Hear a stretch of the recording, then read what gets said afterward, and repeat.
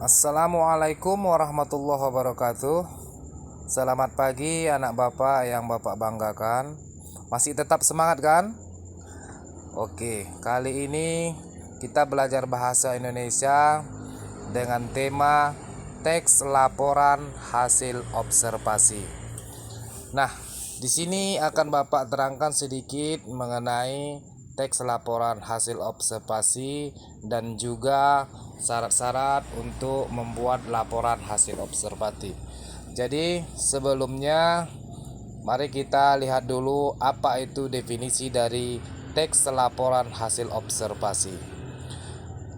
Teks laporan hasil observasi adalah merupakan sebuah teks yang menjelaskan suatu informasi yang berkaitan dengan hewan, tumbuhan, fenomena sosial, alam, hasil karya manusia, bahkan fenomena alam berdasarkan fakta yang ada disertai dengan klasifikasi kelas dan subkelasnya. Maksudnya begini anak bapak yang bapak sayangi. Teks laporan hasil observasi itu merupakan teks yang menjelaskan suatu informasi yang berkaitan dengan hewan, tumbuhan, objeknya. Jadi objek dari hasil observasi kita itu bisa berupa hewan, bisa berupa tumbuhan, bisa juga mengenai fenomena sosial ataupun fenomena alam yang hasil karya itu kita informasikan nanti kepada masyarakat atau kita publikasikan. Di sini Bapak akan menerangkan sedikit mengenai teks laporan hasil observasi. Ini teks laporan hasil observasi ini hampir sama dengan materi kita sebelumnya, yaitu tentang deskripsi.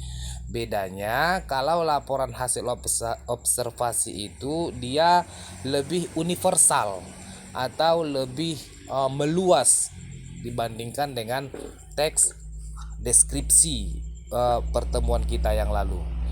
Sebuah teks yang memaparkan hasil observasi secara sistematik dan objektif berdasarkan fakta yang ada. Jadi dikatakan observasi itu berarti kita di situ mengamati secara langsung. Jadi yang dikatakan observasi itu pengamatan langsung. Kalau kita membuat hasil observasi itu berarti kita dituntut di situ untuk meneliti atau mengamati benda-benda yang akan kita laporkan kepada seseorang. Nah, itu yang dikatakan observasi, pengamatan langsung secara sistematik. Maksudnya secara sistematik itu secara sistematis, secara berurutan dan objektif. Artinya objek yang kita laporkan itu ada, bukan subjektif tetapi objektif. Objeknya ada yang kita laporkan. Itu yang dikatakan observasi berdasarkan fakta. Dikatakan fakta di situ berarti memang objek yang kita laporkan itu ya berdasarkan kenyataan dan bisa dibuktikan. Itu maksudnya yang dikatakan berdasarkan fakta yang ada. Tujuan dibuatnya teks laporan hasil observasi itu adalah memberikan informasi apapun ceritanya, baik itu teks deskripsi maupun teks observasi. Tujuan kita membuat sebuah laporan hasil observasi memberikan informasi tentang klasifikasi. Bisa juga dia diklasifikasikan tentang klasifikasi mengenai suatu hal berdasarkan fakta secara sistematis dan objektif.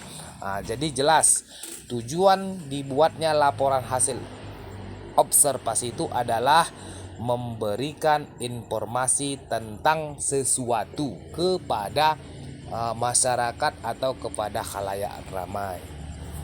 Oke, selanjutnya fungsi dibuatnya teks laporan hasil observasi itu yang pertama adalah sebagai informasi terpercaya karena berdasarkan fakta.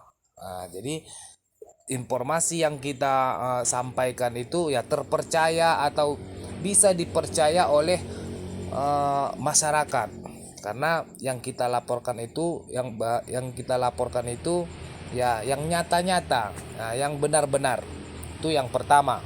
Yang kedua, sebagai laporan pertanggungjawaban.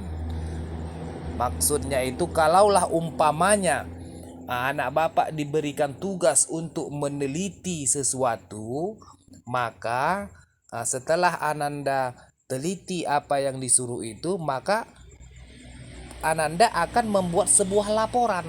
Nah, itulah yang dikatakan laporan hasil observasi. Apa yang Ananda teliti atau apa yang Ananda amati tentang sesuatu hal itu, maka itu harus dilaporkan kepada orang yang memberi tugas. Nah, karena kita kan disuruh membuat sebuah tugas, dan tugas itu harus kita pertanggungjawabkan kepada siapa? Kepada siapa yang memberi tugas kepada kita. Nah, jadi fungsi dari teks laporan hasil observasi itu yang kedua adalah sebagai laporan pertanggungjawaban. Itu yang kedua. Yang ketiga adalah sebagai sarana untuk pendukung dokumentasi. Nah, maksudnya itu setelah kita laporkan, maka harus kita dokumentasikan atau kita publikasikan. Karena apapun ceritanya, kalau kita membuat suatu hasil observasi, maka kita harus dokumentasikan atau harus kita publikasikan. Setelah kita publikasikan, ada dokumen-dokumen yang tersendiri supaya laporan kita itu lebih kuat. Nah, itu dia maksudnya, sebagai sarana untuk pendukung dokumentasi.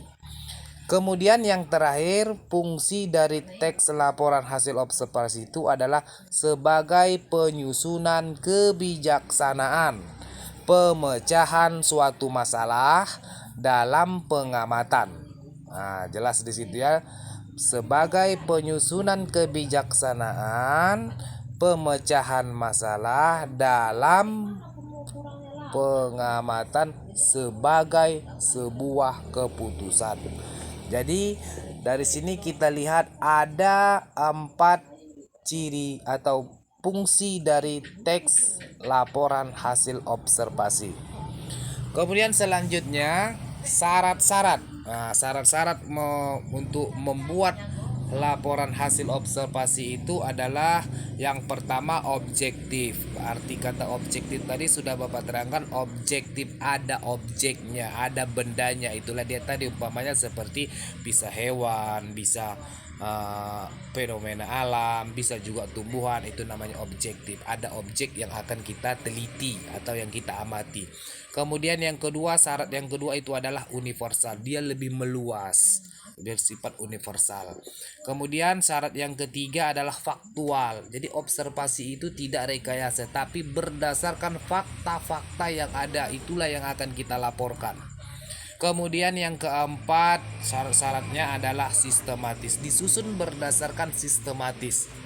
Ada umpamanya seperti judul, ada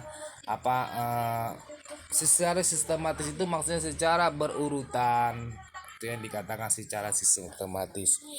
Jadi ini sajalah dulu yang Bapak sampaikan mengenai teks laporan hasil observasi. Mungkin minggu depan kita akan membahasnya jauh lebih luas lagi. Untuk itu teks lapor hasil observasi yang Bapak sampaikan ini hanya sebagai pengantar dari bab baru kita ini. Mudah-mudahan bermanfaat untuk anak Bapak semua.